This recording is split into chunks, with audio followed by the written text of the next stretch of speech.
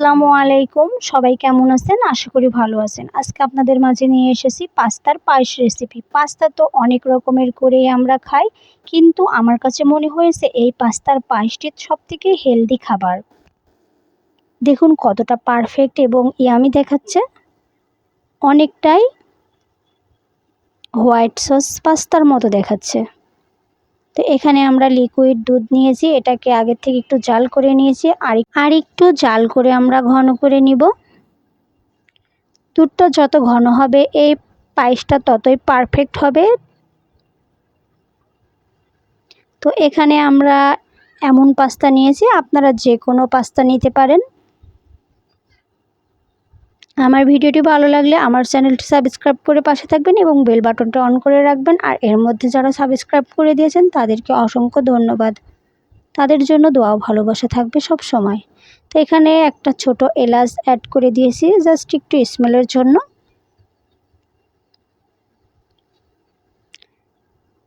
পাস্তাটা এই দুধের মধ্যেই সিদ্ধ হয়ে যাবে, আলাদা করে সিদ্ধ করার প্রয়োজন নেই। এখানে পরিমাণ মতো চিনি অ্যাড করে দিয়েছি।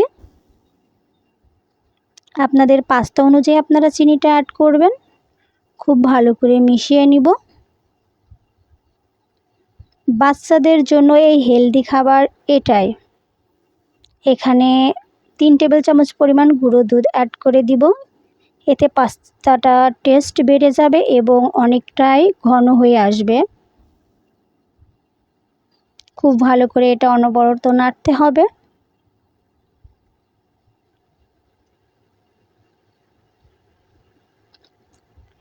খুব ভালো করে মিশিয়ে নিয়েছি। দেখুন দুধটাও অনেকটা ঘন হয়ে এসেছে। এখানে অ্যাড করে দিব বাদাম এবং কাজু বাদাম। এটা আজকে আমি ব্লেন্ড করে দিয়েছি। আমার মেয়ে অনেক সময় এই বাদামগুলো ফেলে দেয়, এজন্য আজকে ব্লেন্ড করে নিয়েছি যেন ফেলে না দিতে পারে।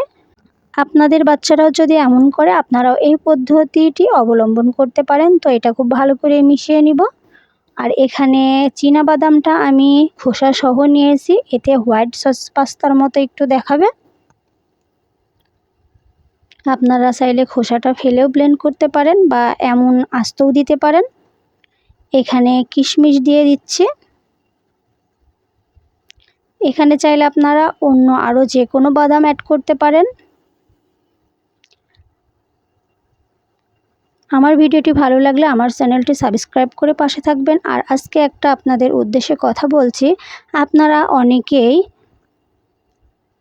সাবস্ক্রাইব করে দেন, করে দেওয়ার পরে ব্যাক করে দেওয়া হয়, তারপরে কি করেন আপনারা আবার আনফলো করে দেন। তো এটা কি কখনো করা ঠিক? আমি তো কখনোই এই কাজটা করি না।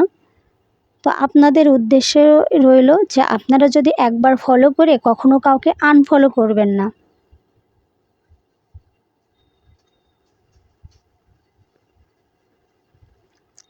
দেখুন অনেকটাই ঘন হয়ে এসেছে। এ পর্যায়ে নামিয়ে নেব। নামানোর পরে আরেকটু ঘন হয়ে আসবে, আমরা পরিবেশন করে নিব। দেখুন কতটা পারফেক্ট হয়েছে।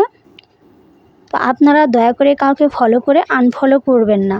মানুষকে কখনো ঠকাতে হয় না, কারণ সৃষ্টিকর্তা উপরে বসে সব দেখছে। এজন্যই আপনারা কখনোই কাউকে ঠকাবেন না। যদি পারেন একটু উপকার করবেন, নইলে না করবেন। তো আমার রেসিপিটি কেমন হয়েছে অবশ্যই জানাবেন। ভালো লাগলে আপনাদের বেবিদের এমন করে বানিয়ে খাওয়াবেন। সবাই ভালো থাকবেন, সুস্থ থাকবেন। সবার জন্য দোয়া ভালোবাসা রইল।